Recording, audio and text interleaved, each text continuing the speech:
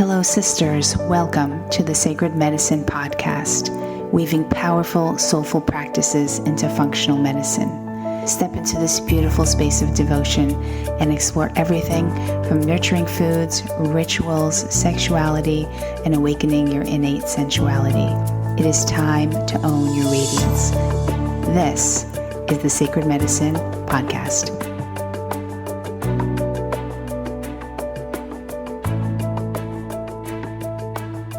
Hello, and welcome back to another week of the Sacred Medicine Podcast. I am your host, Margaret Romero, and this week we have a new guest. Her name is Dr. Theresa Lyons, and we talk all about autism. So Dr. Lyons is an International Autism Educator, an Ivy League scientist, and parent of a child with autism.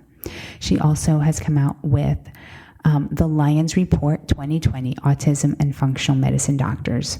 So this was really an amazing conversation. She has created 7 steps, this matrix of healing modalities, and it is functional medicine based. So we talk about diet and supplementation and having a supportive environment and so much more. She also shared her personal story with her daughter, who also has autism. And she also talked about how she's doing and how all of these steps have really helped her significantly. So I think you will love this. If you know anyone, a mother or father that has a child with autism that has really been struggling, I think this would be a great podcast for them if you want to share this with them. And I hope you enjoy it. Well, on to the show. Theresa, thank you so much for being here today. Oh, my pleasure. I'm excited to share a lot about autism. Yes, please. So why don't we start with your own experience, because I know you have a daughter with autism. So why don't we first start there, and what got you into really, because you're a huge proponent of treating for autism. And so I just want to know where it all started and your story. Certainly. Okay. So it started as a lot of parents. It happens with my daughter, and that's where this passion came from. I was very fortunate in the sense that I have a PhD in computational chemistry from Yale University. I had worked in the pharmaceutical industry, both as a researcher as well as a medical strategist. So I had a lot of background experience in understanding research, medicine, cutting-edge therapies, how that gets translated to patient care. So I had that experience. And just as a parent, my daughter, she just wasn't, she met some milestones, but not others. And it was a lot of like, oh, well, let's wait and see, and let's wait and see. And it was utterly obvious that there was something very wrong with my daughter. She had no quality of life. She was not laughing or pointing or smiling. It was just a very traumatic time. And when she got the diagnosis of severe autism, then the question to me was, okay, now what? And I wasn't getting answers that I felt were good enough for her. So I knew, okay, I've got to make sure I ask really good questions to really good doctors and get the best information possible, because I know how long it takes for a research discovery to translate to patient care. So I wanted to get ahead of that as much as possible so that I wasn't waiting around for something to help my daughter. I was really more proactive. Okay. Like most parents probably would, who, I'm sure that there are a lot of parents out there who are trying to find different ways of managing. So how did you first start? Like where did you start? Let's see. Building a healthcare team is number one. And this is something that came from just my experience as a medical strategist in the pharmaceutical industry. I wanted to get the doctors that were doing clinical trials, the doctors that were asking those top questions. They're called key opinion leaders. And that's who I wanted to interact with for my daughter's care. And I'd be able to ask them questions and get answers that wouldn't be implemented for decades. So that was my step, really. Where to start is get good quality information. Great. And were you able to find that? I mean, I know we're going to be discussing sort of functional medicine approaches, but is that where you started? Did you start with a functional medicine provider? I didn't. I started with some very good autism experts, some that were doing research in diet in clinical trials. So they started pointing me towards, the right directions. And it's really a collaborative effort. So in the beginning, there were so many questions. My daughter had so many comorbidities. So yes, she had autism, but my goodness, there were so many other things. So it was just where to start, where to work on things that could be resolved, and then continue that way. So I didn't start with functional medicine, but functional medicine also back then, so this was like 2014. So even though it's like only 6 years ago, so much has changed in functional medicine. Sure. So that's why it took me a little longer to get to functional medicine, but hopefully anyone listening to this podcast, I can save you a few years. Functional medicine is important. For sure. Okay, so you started speaking to some experts and they were giving you some of the things that they were doing some research on, and particularly diet. So what have you found? Because I'm sure you did many things of diet changes, right? Yeah. And what did you end up finding in some of the efforts that you put into this? Well, I did a lot of research, and so I would just start interviewing different parents. So I would talk to the doctors. These great doctors would say, you know what, there's a lot more that's possible for your daughter. And so they really gave me some of that momentum to keep asking more and more questions. So then I started looking around and talking to other parents, and some other parents were like, oh no, my child was diagnosed with autism, but he doesn't have it anymore. And I'm like, what? How is that possible? So I started interviewing these parents, and it started off with just like one or two, and some had written books, and then I would find more and more. And I ended up interviewing over 40 parents who have completely healed their, So I was like, wait a second, I need to learn from all of these parents. And they would talk about different things that worked and different things that didn't work, and the symptoms of their children, and what really worked for those particular symptoms. And so as I was starting to interview all these different parents, as a computational chemist, I just naturally start to build models.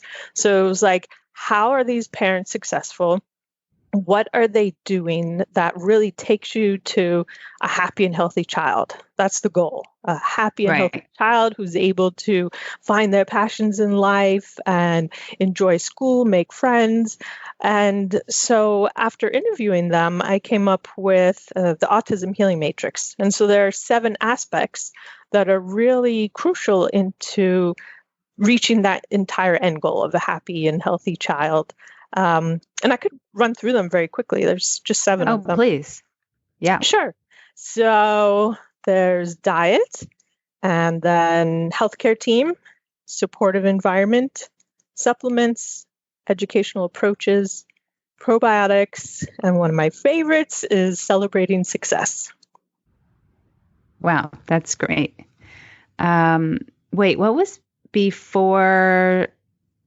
You said team, supplements, education. I think I missed one. So it's diet, healthcare team, supportive environment. Oh, that was it. There we go. Okay, great. Okay, and you had gathered this from your own research, especially from all of the parents that you had spoken to and interviewed.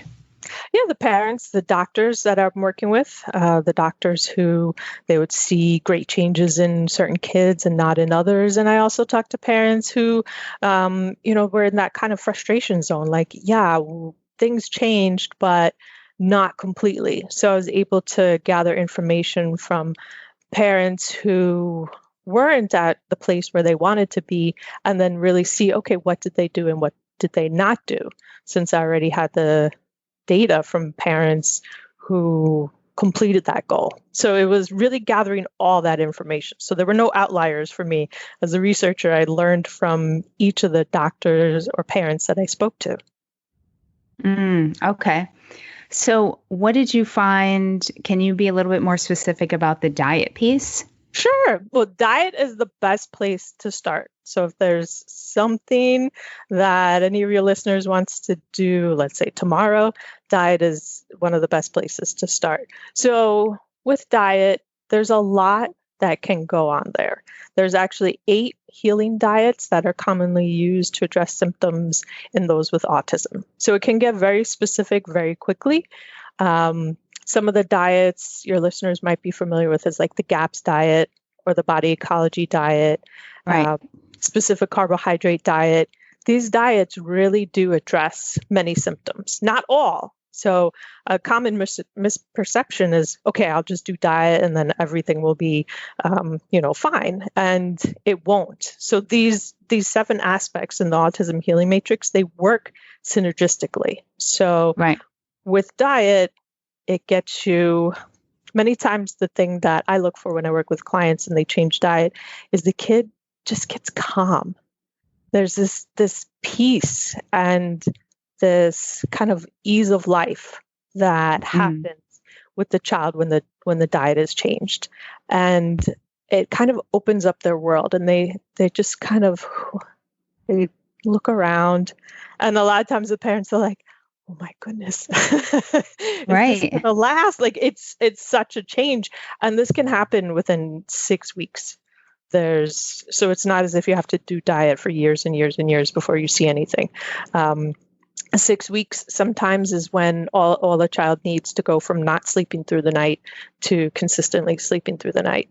Sometimes it's just a simple change of 1 or 2 food items. I had one client whose child ate tomatoes.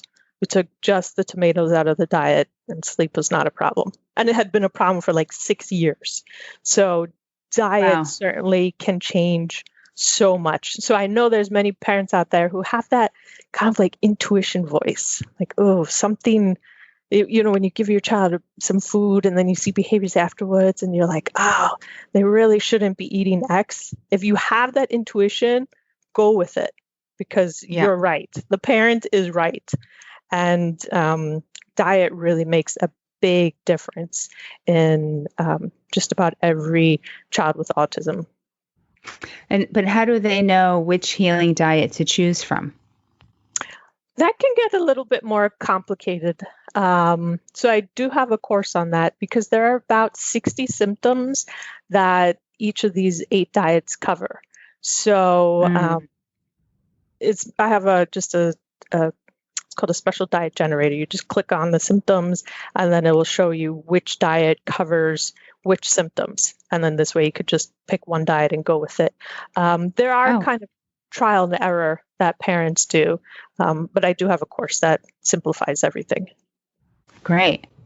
And do any of these things involve blood work, checking for vitamin deficiencies? Like, how do you know what supplements they need? Sure. So let's see. There are some basic supplements that most kids with autism benefit from. And the thing about supplements, especially in the autism field, is many parents only hear about those beginning supplements. And they don't understand that as the child really heals, they won't need those supplements anymore for the most part. And then you can start fine-tuning and using supplements to target other specific behaviors. And this is where working with a functional medicine doctor is really important. So Diet, it's great because it reduces a lot of the problems. Then you go see a functional medicine doctor who will help target those remaining issues, many times using supplements, occasionally using prescriptions. But this is where it all works together. Whereas if you went to the functional medicine doctor to begin with, then it's hard to figure out what problems are coming from food, what problems are coming from something else. So that's really the best flow. Okay, great. And aside from, I see here that you have supplements and probiotics. Also, the probiotics, is there like a standard one? Because there's a million probiotics out there. Is there a particular strain that isn't good for them or anything? Yeah, so there's a lot that is involved in probiotics. That's why it's separate. So typically, probiotics are not good to start until all gut infections have been cleared. So let's say Acidophilus is a great probiotic to start with first. But it's not going to have that big of an impact on the gut if, let's say, there's an active candida infection. So it's more beneficial to make sure the gut infections, so Clostridia, Candida, a variety of different pathogens, when they're taken care of, then the probiotics can really be beneficial in rebuilding the gut. And I do have a course on that.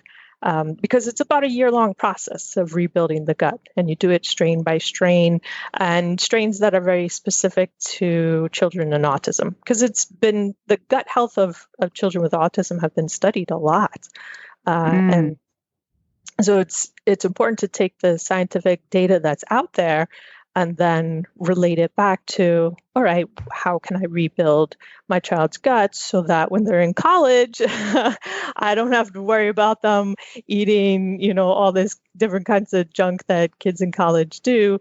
You want to rebuild that gut so that it's dynamic for their entire life, so that they can produce B vitamins and vitamin K and all of those on its own without having to micromanage everything.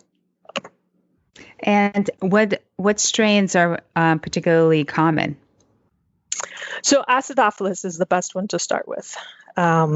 It's really beneficial. It's obviously one of the most common strains in the gut, but it's really important to have just because it does help counter the candida. But it can't. So if there's an active candida infection, Acidophilus is not going to have an impact really on that infection status. So that's why for probiotics to really make the impact that you want it to, and for that sustained impact, clearing those infections out first is really important. And so that's a mistake I see a lot of parents make in buying probiotics, and they might see like a little change or no change, and then probiotics might get written off as it didn't really help. But if parents didn't look for infections first, that's really that first critical step to make sure infections are cleared. Okay, got it. And so what sorts of other things are you seeing commonly in autistic children, aside from like gut dysbiosis? What other things sort of are common? That's really the best place to start. So I would say I see a lot of parents as well as sometimes doctors jump around from thing to address without fully clearing the different infections. So for now, I would just answer to make sure that the gut infections are fully cleared before looking at things like mitochondrial function and more fine-tuning things like that. Liver detox, kidney function, those are all obviously important to look at, but there's so much that can be done. It's just with the gut infections, if they're not cleared, a lot of times it's 2 steps forward, 1 step back, which is frustrating as an autism parent. We understand there are steps back in life, and life is not linear and logical, but it's definitely hard when a parent gets to see their child like happy and healthy and looking forward to schools. And sometimes they're, I really like learning new things in school. And the teachers are just like, I can't keep up with them. And then for some of that progress to stop just because a gut infection comes back, it's just painful from more of a mindset where you then see your child start to go back into some of their old ways. So really clearing gut infections is absolutely vital. It's key. Yeah. Yeah. So when children are first diagnosed, what are you typically finding? Like, obviously you're saying that gut infections are common. Are you seeing, I don't know, thyroid issues? Are you seeing, what else are you seeing really that's common that needs to be addressed? There can be a lot. I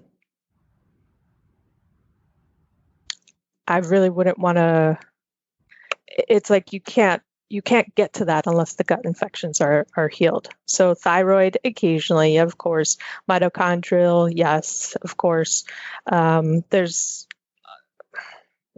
so many, there's environmental toxins, there are different molds that are, but they're not as consistent. So if you want to, where's a consistent place to start? Well, it's the gut.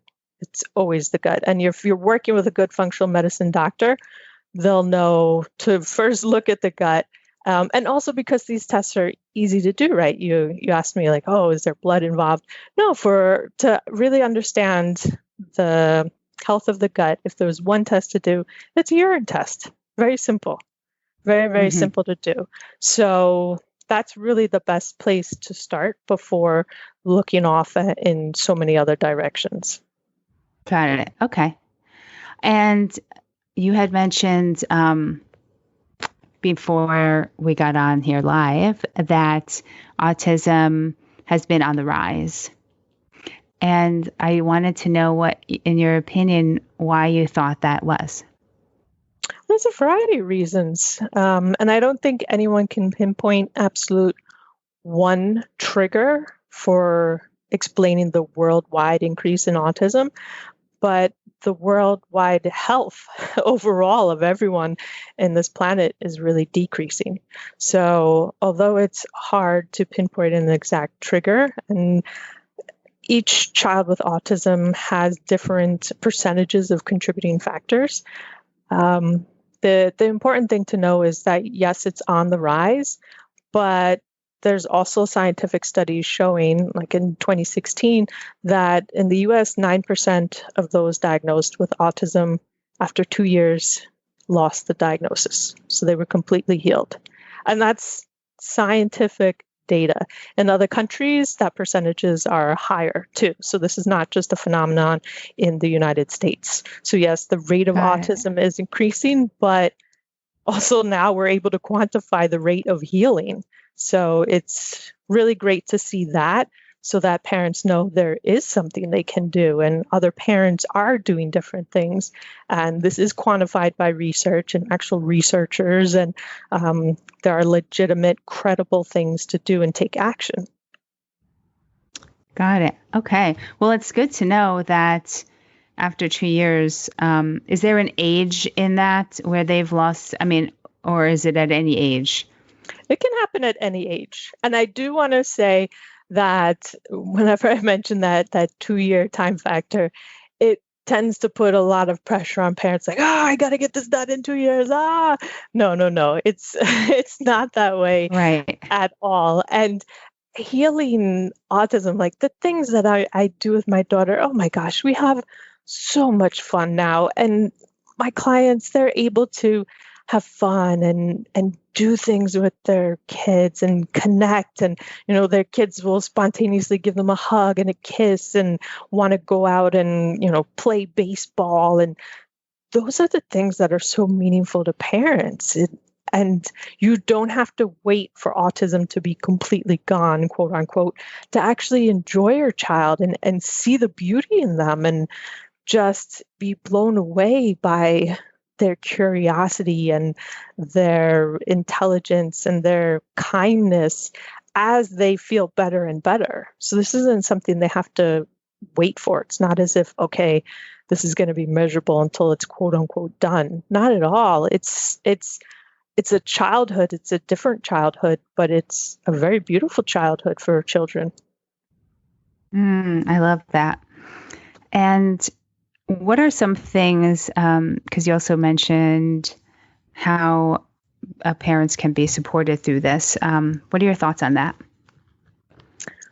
Well, there's many different ways. Actually, so one of the hardest ways, these are some advanced tips. Hopefully your listeners are open for these advanced tips. I would say in a supportive environment, one of the most difficult things is when their child starts to be calm and starts opening up to learning, and everyone's sleeping through the night.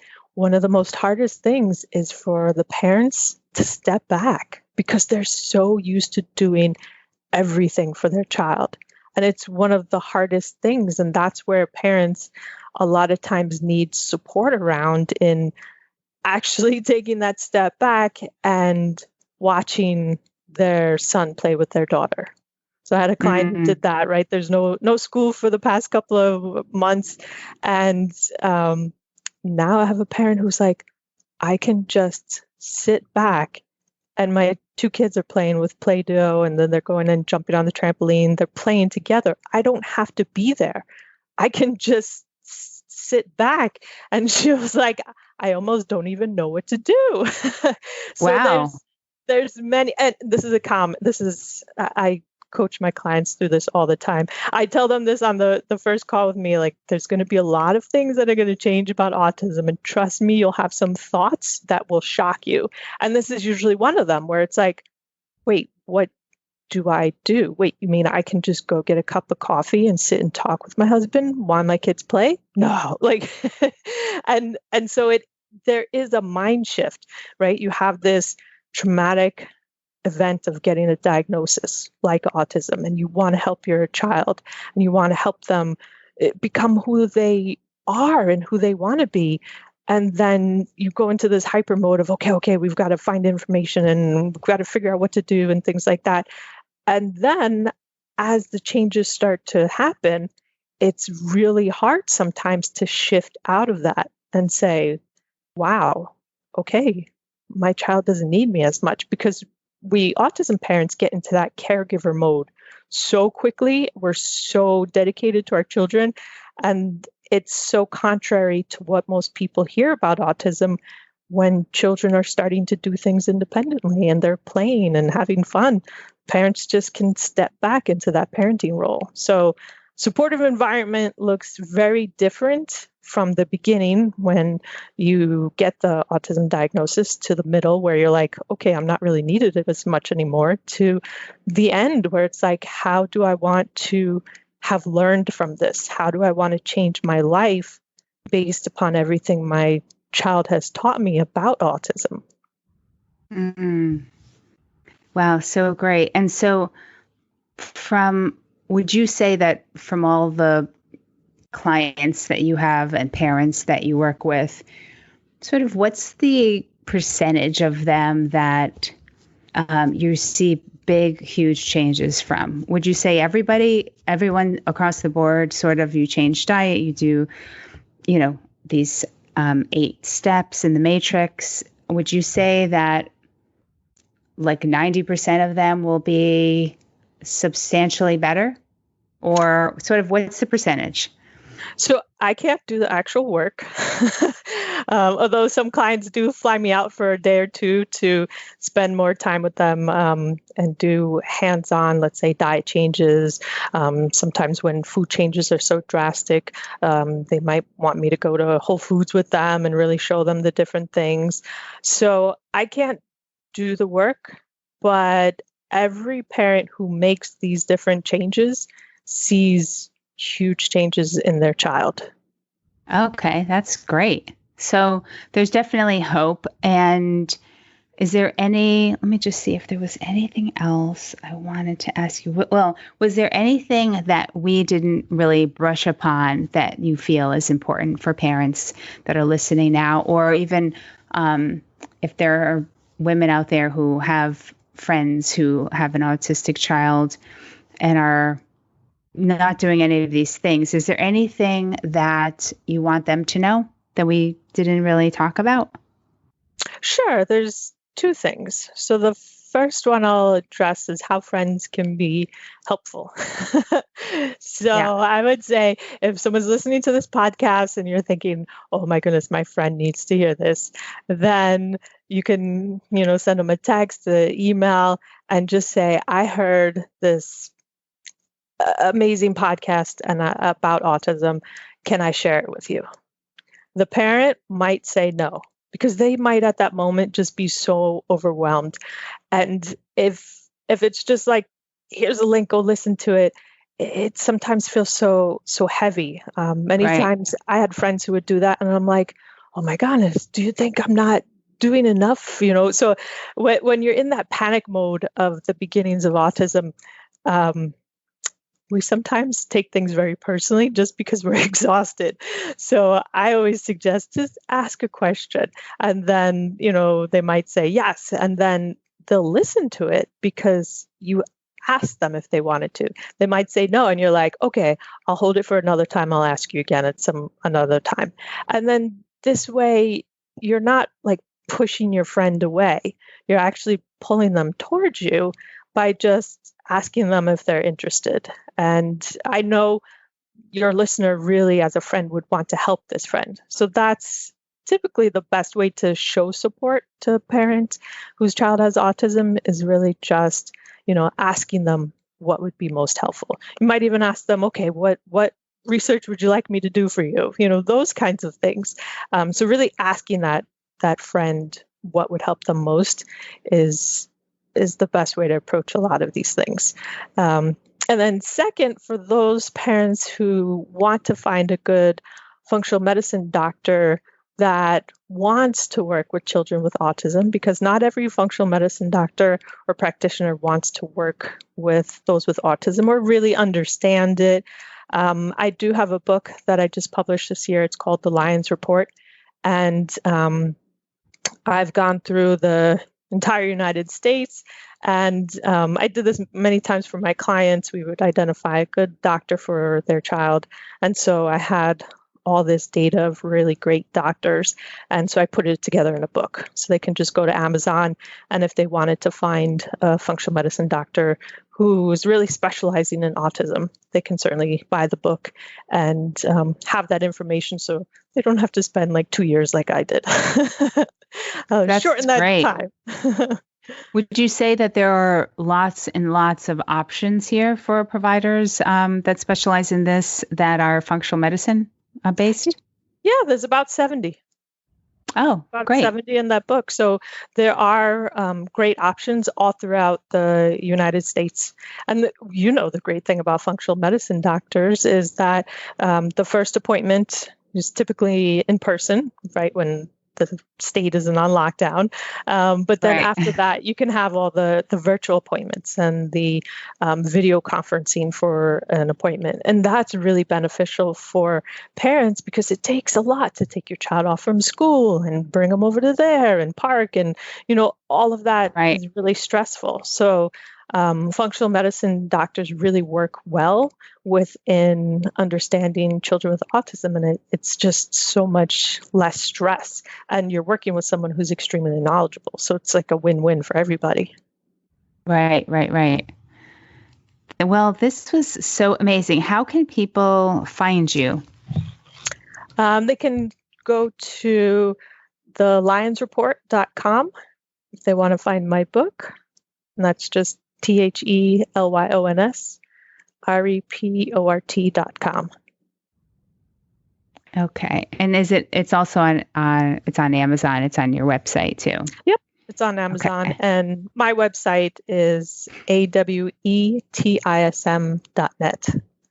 So I see autism very differently. I see the awe in it because I saw my daughter just persevere through things that most people would have given up. But she was so determined when so many issues medically were going on. And children with autism are like that. There's so much that they want to say, and they want to show how smart they are and how curious and loving and kind that they are. But a lot of times biology is just against them for that moment. And there's a lot of things that parents can do. So great. Okay. And then you're on Instagram as well and Facebook? Correct. Yep. And YouTube. And YouTube. Oh, okay. And that's all is it under your name? Yeah. Okay.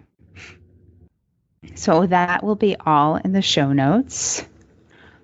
Okay. Great. And, do you also, so you do have the lionsreport.com, but do you also have your own, another website if people want to work with you? Or what if they wanted to work with you? How do they reach out to you? Sure. So going to my website would be the best, awetism.net. That lists all the different courses, the different ways of working with me. Okay. Okay, great. Theresa, thank you so much for your time and sharing your wisdom about, autism. I'm sure that there are so many families, parents who desperately need this information. And so even if they were to start out with changing diet, which I know it's huge, that being a functional medicine provider, diet is number one thing across the board with any issue, whether it's thyroid, sinus infection, heart issues, diabetes. It is the number one thing. Yeah. I've experienced it personally, so I know from experience that it is the thing that decreases inflammation. I mean, it just does wonders. So, thank you again. And I hope that, I know you're doing such good things and you're just changing people's lives every day. So I thank you for that. Oh, thank you. And thank you for having me on. Well, I really hope you love this conversation with Dr. Lyons. If you want to learn more about her and the Matrix, or you want to work with her, or grab her book, head on over to margaretromero.com/episode 134. I hope wherever you are in the world, you are doing well, you are healthy and safe. I will speak to you all next week. If you have been loving all of these conversations, I would love it if you can head on over to iTunes and leave a review. Thank you so much for listening, and I'll talk to you all next week. Bye for now.